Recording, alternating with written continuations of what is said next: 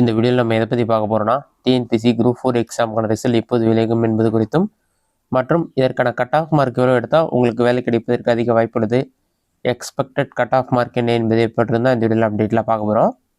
ஏற்கனவே பார்த்தீங்கன்னா group 2 result மற்றும் குரூப் 4 எக்ஸாமுக்கான ரிசல்ட் எப்போது வெளியாகும் என்பது குறித்து அப்டேட் பண்ணியிருந்தாங்க. அதில் என்ன சொல்லியிருந்தாங்கன்னா குரூப் 2 தேர்வுக்கான முடிவுகள் வரும் டிசம்பர் மாதம் வெளியிடப்படும் சொல்லி மென்ஷன் பண்ணுறாங்க. அதேமாதிரி குரூப் 4 முடிவுகள் பார்த்தீங்கன்னா அக்டோபர் 4ஆம் வாரத்தில் வெளியிட நடவடிக்கை எடுக்கப்படும் என்று டிஎன்பிசி தலைவர் பேட்டி அளித்திருந்தார். இதனால் கண்டிப்பாக குரூப் 4 எக்ஸாமுக்கான ரிசல்ட் வந்து தீபாவளிக்கு பிறகு வெளியாகும் என்று கூறப்பட்டது. கண்டிப்பாக அக்டோபர் மாதம் 4ஆவது வாரத்தில் வெளியாகும் என்று எதிர்பார்க்கப்படுகிறது. இது மட்டும் இல்லாமல் குரூப் 4 எக்ஸாம் ரிசல்ட் வெளியாகும் எக்ஸ்பெக்டட் டேட் பார்த்தீங்கன்னா அக்டோபர் மந்த் லாஸ்ட் வீக்கில் அக்டோபர் 22ஆம் தேதியிலேருந்து அக்டோபர் 25ஆம் தேதிக்குள் கண்டிப்பாக ரிசல்ட் வருவதற்கு அதிக வாய்ப்பு உள்ளதாக கூறப்பட்டுள்ளது.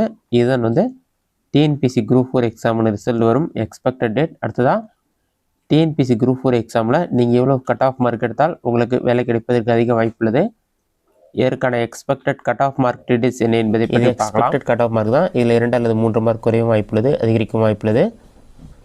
ஜென்ரல் கேட்டகரியில் ஜூனியர் அசிஸ்டன்ட் போஸ்ட்டுக்கு 160+ இருக்கணும், டைப்பிஸ்டாக இருந்தால் 154+, ஃபாரஸ்ட் ஜாப்புக்கு 155+.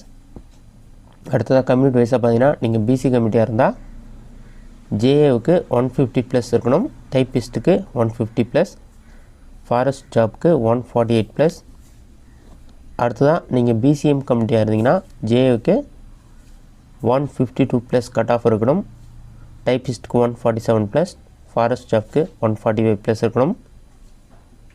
நீங்கள் எம்பிசி கம்யூனிட்டியாக இருந்தீங்கன்னா ஜேஏ போஸ்ட்டுக்கு 155+ கட் ஆஃப் இருக்கணும், டைப்பிஸ்ட்டுக்கு வந்து 150+, ஃபாரஸ்ட்டுக்கு வந்து 148+ இருக்கணும். நீங்கள் வந்து எஸ்சி கம்யூனிட்டியாக இருந்தீங்கன்னா ஜூனியர் அசிஸ்டன்ட் போஸ்ட்டுக்கு 148+ இருக்கணும், டைப்பிஸ்ட்டுக்கு வந்து 143+, ஃபாரஸ்ட்டுக்கு 140+ இருக்கணும்.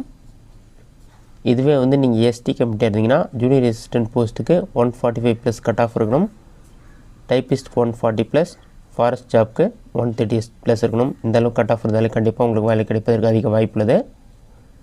அடுத்ததான் 2026ஆம் ஆண்டுக்கான ஆனுவல் பிளானர் பார்த்தீங்கன்னா டிசம்பர் மாதம் வெளியிடப்படும் என்றும் கூறப்பட்டுள்ளது.